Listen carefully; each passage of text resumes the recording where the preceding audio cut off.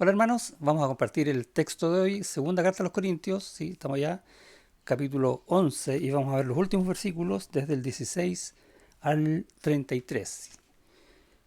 Y es un pasaje donde Pablo va a mostrar su corazón de una forma que nos va a llamar la atención, pero tiene mucho que ver con el texto que vimos ayer, hablando esto del celo del Señor por los suyos, por su iglesia.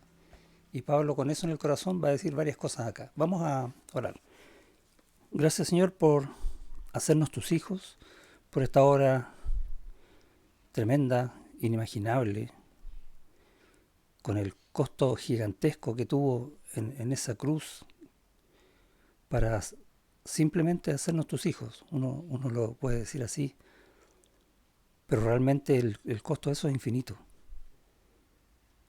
Y en eso, Señor, ayúdanos a entender y a atender nuestra condición, cómo tú nos has cambiado para siempre, para hacernos vivir ahora en Cristo para tu gloria. Aún estando en este mundo, para ver todas las cosas de forma espiritual y poder ir a este mundo con tu palabra, con tu bondad, con tu amor, pero también con tu justicia para dar a conocer el pecado, para que muchos puedan llegar a ti, Señor, para tu gloria, porque no vivimos para otra cosa. Ayúdanos a entender eso cada día, en el nombre de Jesús. Amén. Y esto que oraba, un poco creo yo, es lo que sentía Pablo. Estoy tratando de ponerme un poco en los zapatos de él. Viviendo para la gloria de Dios, siendo encomendado por Cristo mismo a predicar el Evangelio a un mundo que estaba absolutamente perdido en culturas paganas, en divisiones, en querer sacar las cosas del otro, como lo vemos en algunas cartas, como Pablo va tratando de alguna manera redirigir a hermanos que están cometiendo errores, como dicen en la carta a los Efesios.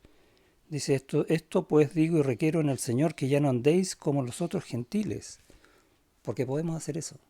Y nos cela con el celo de Dios para no caer en eso, para mantenernos en una pureza espiritual, aún viviendo en esta carne, pero no viviendo por la carne. Por eso al principio del capítulo 11 va a decir, ojalá me toleraseis un poco de locura, sí, toleradme. Y uno dice, ¿y de qué está hablando acá? Y básicamente está diciendo, permíteme gloriarme un poco de todas las cosas que he hecho en el Señor. ¿Es bueno que un cristiano haga eso? No, aparentemente no. Pero la razón por la que él va a hacer eso tiene un valor. Y eso es lo que vamos a ver hoy día. Voy a leer el versículo 2, que lo vimos ayer, pero para tener el contexto. Porque os celo con celo de Dios, pues os he desposado con un solo esposo, para presentaros como una virgen pura a Cristo. Porque esa es nuestra posición, no es otra. Nosotros somos la novia de Cristo. No somos la novia de Cristo y también somos otra cosa. No, o somos una o somos la otra, pero no podemos ser bien y mal al mismo tiempo, por decirlo así, de alguna manera simple. O somos o no somos. Y Pablo está diciendo, si somos la novia de Cristo, bueno, trabajemos como la novia de Cristo, pensemos como la novia de Cristo, preocupémonos de las cosas que Cristo se preocupa por su novia para todo efecto. En Efesios va a hablar del mismo tema.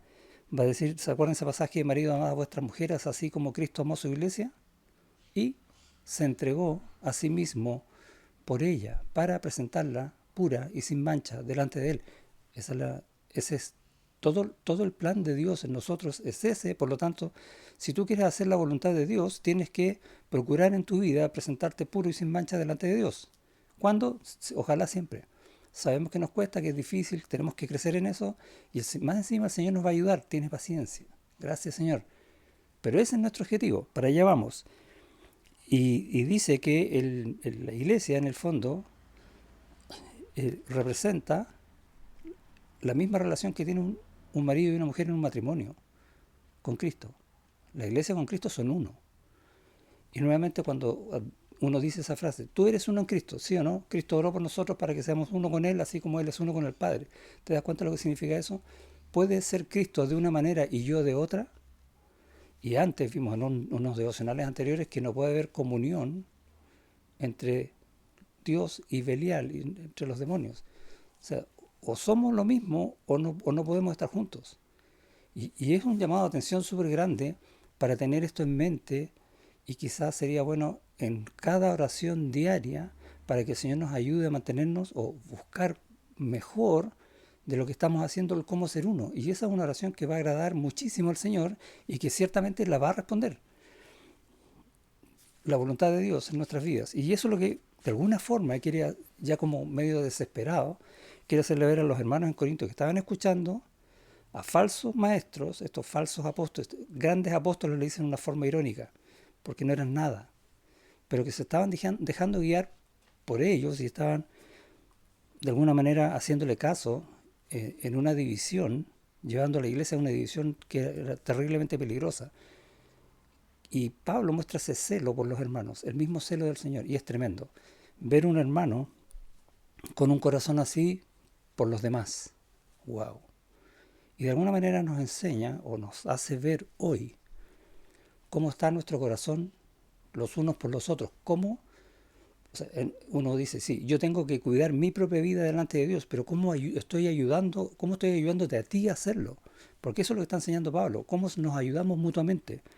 Otra vez digo, versículo 16, que nadie me tenga por loco, o de otra manera, recibidme como loco para que yo también me gloríe un poquito. Va a repetir la idea. Lo que hablo no lo hablo según el Señor, sino como en locura, con esta confianza de gloriarme. Aquí va a mostrar algo de su testimonio, pero va a decir que es el testimonio de él como persona, que no hay ningún ejemplo del Señor en esto, sino que es simplemente de él, en la parte humana. Por eso que va a decir, por ejemplo, en el versículo 22, ¿son hebreos? Yo también. ¿Son israelitas? Yo también. ¿Son descendientes de Abraham? También yo. ¿Son ministros de Cristo? Como si estuviera loco, jactándose. Hablo. Yo más, en trabajos, más abundante, en azotes sin números, en cárceles, más, en peligros de muerte muchas veces. ¿Por qué dice esto? Porque estos falsos apóstoles no tenían nada que contar de ellos respecto de esto. Ellos simplemente, como por decirlo de alguna manera, salieron de su casa un día para hacerse famosos porque hablaban bien, pero no precisamente el Evangelio del Señor, y todo el mundo les creía, pero no tenían ningún testimonio en Cristo, ni uno. Y Pablo está diciendo, mira, todo el testimonio en Cristo que tengo yo, por amor a Cristo y por amor a los hermanos. Eso es lo que está haciendo cuando dice, toleradme un poco de locura. Eso significa. La pregunta que uno tiene que responder es, ¿por qué lo está haciendo? Y es, casi podríamos verlo así, un acto desesperado de Pablo por ese amor tan grande al Señor y en el Señor tan grande a los hermanos que Él se está dando por entero. No me importa cuánto yo haya sufrido y cuánto me toque sufrir, con tal de que tú no te desvíes del camino. Por favor, no te desvíes del camino. ¿Qué va a pasar conmigo? Da lo mismo. Eso está diciendo Pablo. Y nos está de alguna manera desafiando a poner nuestro corazón en esa misma sintonía. ¿Sabes tú cómo está mi vida espiritual? O uno puede pensar, que como es el pastor, siempre la vida espiritual del pastor está bien. Yo también vivo en la carne, igual que tú. Y así como tú de repente tienes dudas, a veces te bajoneas y te pasan cosas en esta carne, a mí también, yo no soy distinto.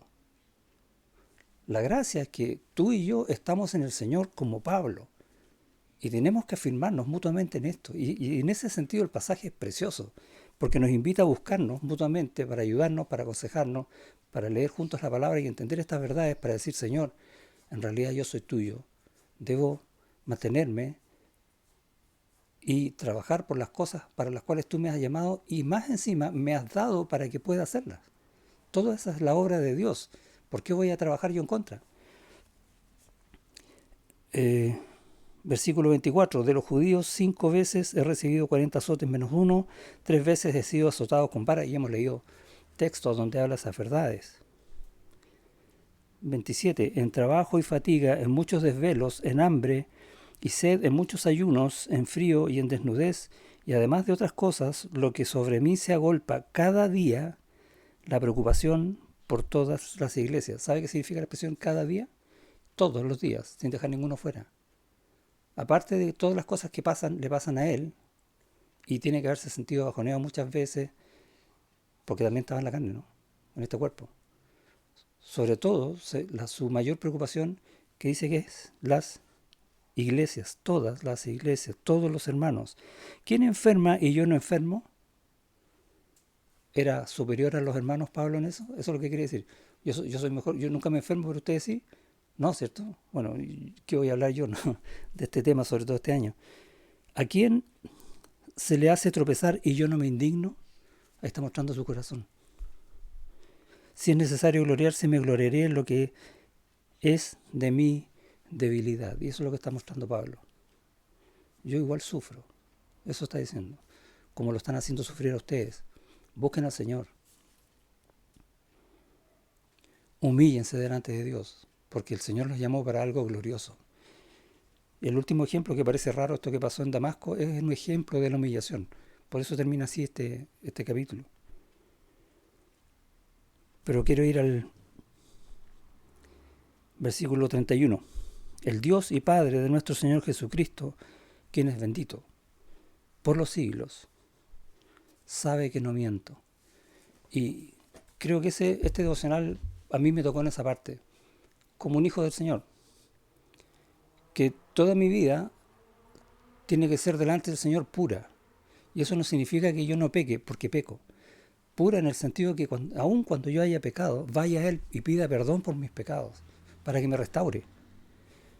Y también significa que mi vida debe ser pura delante de Él cuando yo digo, Señor, yo voy a buscar conocerte más en tu palabra, y voy y lo hago. Abro la Biblia, aunque esté cansado, aunque vea que no tenga tiempo, para buscar algo de su palabra, porque delante de Él sabe que yo no miento.